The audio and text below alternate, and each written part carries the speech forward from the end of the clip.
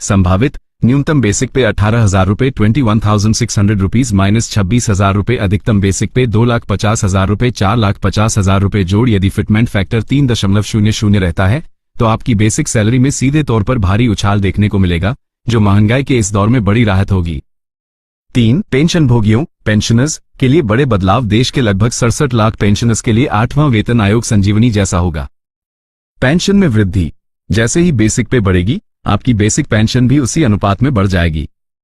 महंगाई राहत। डॉक्टर 2026 में नए वेतन आयोग के लागू होते ही डीए और डॉक्टर को फिर से 0% से शुरू किया जा सकता है, जिसे बेसिक पे में मर्ज कर दिया जाएगा। इससे आपकी हाथ में आने वाली नेट पेंशन काफी बढ़ जाएगी। 4. बजट 2026 और सरकार का रुख। हालिया बजट में वित्त मंत्री ने सीधे तौर पर 8वें वेतन आयोग के लिए किसी फंड का अलग से जिक्र नहीं किया है, लेकिन इसे नकारात्मक नहीं माना जाना चाहिए। परंपरा। सरकार हमेशा पे कमीशन की रिपोर्ट आने के बाद ही अनुपूरक बजट सप्लीमेंट्री बजट के जरिए फंड जारी करती है। चुनौतियां। सरकार पर वित्तीय घाटे का दबाव है, लेकिन आगामी चुनावों को देखते हुए मोदी सरकार कर्मचारियों को नाराज करने का जोखिम नहीं लेना चाहेगी। 5. हड़ताल की चेतावनी और कर्मचारी संगठनों की मांग। फरवरी 2026 में कर्मचारी संगठन काफी आक्रामक रुख अपना रहे हैं। 12 फरवरी की हड़ताल। कई बड़े संगठनों ने 12 फरवरी 2026 को देशव्यापी विरोध प्रदर्शन का आह्वान किया है। मुख्य मांगे 1. 20% अंतरिम राहत इंटरिम रिलीफ तुरंत दी जाए। 6. पुरानी पेंशन योजना ऑप्स को बहाल किया जाए। 7. कोरोना काल के दौरान रोके गए 18 महीने के डीए एरियर का भुगतान हो। निष्कर्ष और आपकी राय दोस्तों। 8वां वेतन आयोग सिर्फ एक सैलरी हाइक नहीं है, बल्कि यह करोड़ों परिवारों की आर्थिक स्थिति का आधार है। हालांकि सरकार ने अभी तक आधिकारिक अधिसूचना नोटिफिकेशन जारी नहीं की है, लेकिन 1 जनवरी 2026 की कट ऑफ डेट से लाभ मिलना तय है। आपका क्या मानना है? क्या फिटमेंट फैक्टर 3.68 होना चाहिए? कमेंट बॉक्स में अपनी राय जरूर दें और इस जानकारी को अपने साथी कर्मचारियों और पेंशनर्स के साथ साझा करें।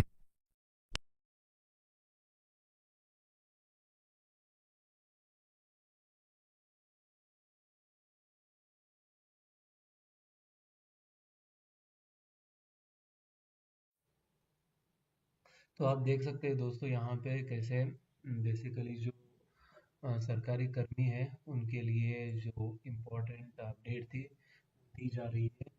तो इसमें बहुत ही बड़ा रोल है जो कि मोदी सरकार यहाँ पे निभाएगी, क्योंकि 8वां वेतन आयोग जो है लगातार उसके लिए मांग उठाई जा रही है, और जो डिले इसमें हुआ है उसके बदले में लोग चाह रहे हैं या फिर सरकारी कर्मी और पेंशन भोगी चाह रहे हैं कि उसके बदले में हमें यहाँ पे अरियर देने चाहिए, जो कि कितना भी डिले हो उतना अरियर्स यहाँ पे हमें मिलना चाहिए।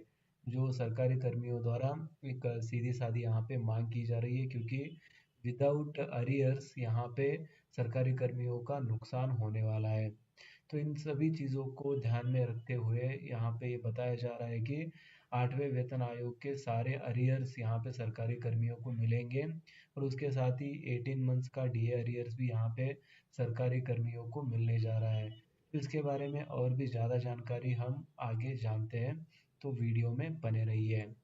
जैसे यहाँ पे जो है नेक्स्ट जानकारी अगर बात करेंगे तो यहाँ पे देख सकते हैं कि वेतन आयोग पर विशेष रिपोर्ट 2026 में लागू होने की पूरी प्रक्रिया प्रस्तावना। नमस्कार दोस्तों, आज हम बात करने जा रहे हैं भारत के लाखों केंद्रीय कर्मचारियों और पेंशन भोगियों के सबसे बड़े मुद्दे पर, 8वां वेतन आयोग 8th पे कमीशन।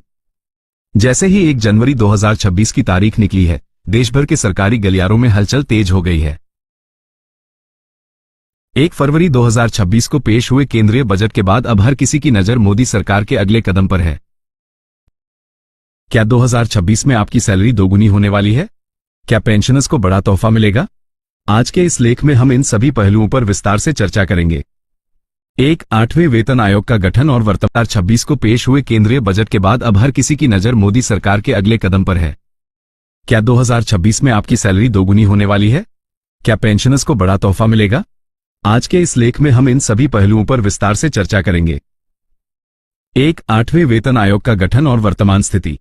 7वें वेतन आयोग का 10 साल का कार्यकाल 31 दिसंबर 2025 को समाप्त हो चुका है।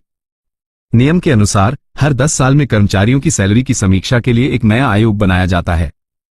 गठन की स्थिति। सरकार ने 2025 के मध्य में आयोग के गठन की प्रक्रिया शुरू की थी। प्रभावी तिथि। ध्यान रहे, आठवें वेतन आयोग की सिफारिशें 1 जनवरी 2026 से ही प्रभावी मानी जाएंगी। भले ही इसका वास्तविक भुगतान थोड़ा देरी से शुरू हो, लेकिन कर्मचारियों को इसका पूरा लाभ पिछले बकाया अरियर्स के रूप में मिलेगा। 2. फिटमेंट फैक्टर, कितनी बढ़ेगी आपकी सैलरी? कर्मचारियों के लिए सबसे महत्वपूर्ण शब्द है फिटमेंट फैक्टर। यही वो फॉर्मूला है जिससे आपकी बेसिक सैलरी तय होती है। 7वें वेतन आयोग में फिटमेंट फैक्टर 2.57 था, जिससे न्यूनतम वेतन 18,000 रुपये तय हुआ था। 8वें वेतन आयोग की मांग, कर्मचारी यूनियन मांग कर रहे हैं कि फिटमेंट फैक्टर को बढ़ाकर 3.68 किया जाए। हालांकि विशेषज्ञों का मानना है कि सरकार इसे 2.86 से 3.00 के बीच रख सकती है। संभावित वेतन वृद्धि का गणित, पद, ग्रेड। 7वां सीपीसी न्यूनतम, 8वां सीपीसी संभावित न्यूनतम बेसिक पे 18,000 रुपये 21,600 रुपीज माइनस 26,000 रुपये, अधिकतम बेसिक पे 2,50,000 रुपये 4,50,000 रुपये जोड़। यदि फिटमेंट फैक्टर 3.00 रहता है तो आपकी बेसिक सैलरी में सीधे तौर पर भारी उछाल देखने को मिलेगा, जो महंगाई के इस दौर में बड़ी राहत होगी। 3. पेंशन भोगियों पेंशनर्स के लिए बड़े बदलाव, देश के लगभग 67 लाख पेंशनर्स के लिए 8वां वेतन आयोग संजीवनी जैसा होगा। पेंशन में वृद्धि, जैसे ही बेसिक पे बढ़ेगी आपकी बेसिक पेंशन भी उसी अनुपात में बढ़ जाएगी। महंगाई राहत, डॉक्टर 2026 में नए वेतन आयोग के लागू होते ही डीए और डॉक्टर को फिर से 0% से शुरू किया जा सकता है, जिसे बेसिक पे में मर्ज कर दिया जाएगा। इससे आपकी हाथ में आने वाली नेट पेंशन काफी बढ़ जाएगी। 4. बजट 2026 और सरकार का रुख, हालिया बजट में वित्त मंत्री ने सीधे तौर पर 8वें वेतन आयोग के लिए किसी फंड का अलग से जिक्र नहीं किया है, लेकिन इसे नकारात्मक नहीं माना जाना चाहिए। परंपरा, सरकार हमेशा पे कमीशन की रिपोर्ट आने के बाद ही अनुपूरक बजट सप्लीमेंट्री बजट के जरिए फंड जारी करती है।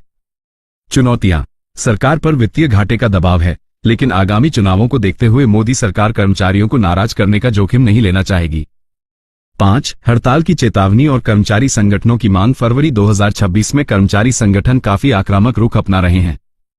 12 फरवरी की हड़ताल, कई बड़े संगठनों ने 12 फरवरी 2026 को देशव्यापी विरोध प्रदर्शन का आह्वान किया है।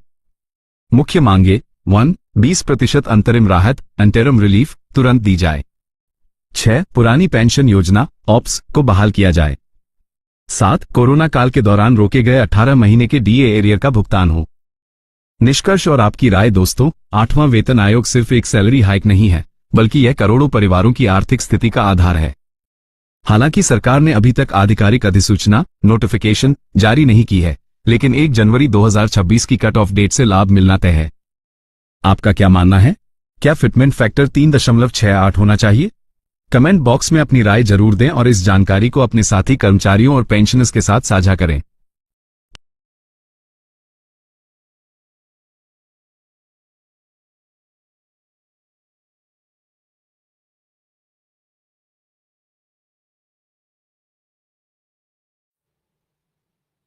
तो आप देख सकते हैं दोस्तों यहाँ पे कैसे बेसिकली जो सरकारी कर्मी है उनके लिए जो इम्पोर्टेंट अपडेट थी दी जा रही है। तो इसमें बहुत ही बड़ा रोल है जो कि मोदी सरकार यहाँ पे निभाएगी, क्योंकि 8वां वेतन आयोग जो है लगातार उसके लिए मांग उठाई जा रही है, और जो डिले इसमें हुआ है उसके बदले में लोग चाह रहे हैं, या फिर सरकारी कर्मी और पेंशन भोगी चाह रहे हैं कि उसके बदले में हमें यहाँ पे अरियर्स देने चाहिए, जो कि कितना भी डिले हो उतना अरियर्स यहाँ पे हमें मिलना चाहिए। जो सरकारी कर्मियों द्वारा एक सीधी सादी यहाँ पे मांग की जा रही है, क्योंकि विदाउट अरियर्स यहाँ पे सरकारी कर्मियों का नुकसान होने वाला है।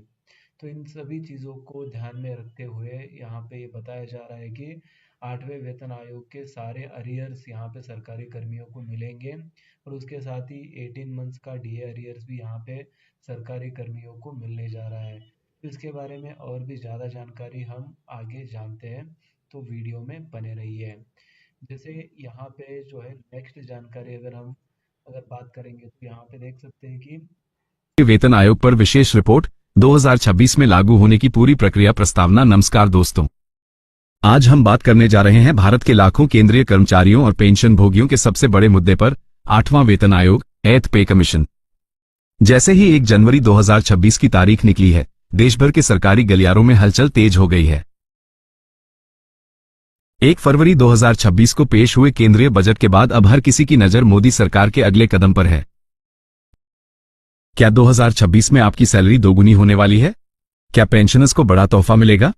आज के इस लेख में हम इन सभी पहलुओं पर विस्तार से चर्चा करेंगे। 8वें वेतन आयोग का गठन और वर्तमान 2026 को पेश हुए केंद्रीय बजट के बाद अब हर किसी की नजर मोदी सरकार के अगले कदम पर है। क्या 2026 में आपकी सैलरी दोगुनी होने वाली है? क्या पेंशनर्स को बड़ा तोहफा मिलेगा? आज के इस लेख में हम इन सभी पहलुओं पर विस्तार से चर्चा करेंगे। 8वें वेतन आयोग का गठन और वर्तमान स्थिति। 7वें वेतन आयोग का 10 साल का कार्यकाल 31 दिसंबर 2025 को समाप्त हो चुका है। नियम के अनुसार हर 10 साल में कर्मचारियों की सैलरी की समीक्षा के लिए एक नया आयोग बनाया जाता है। गठन की स्थिति। सरकार ने 2025 के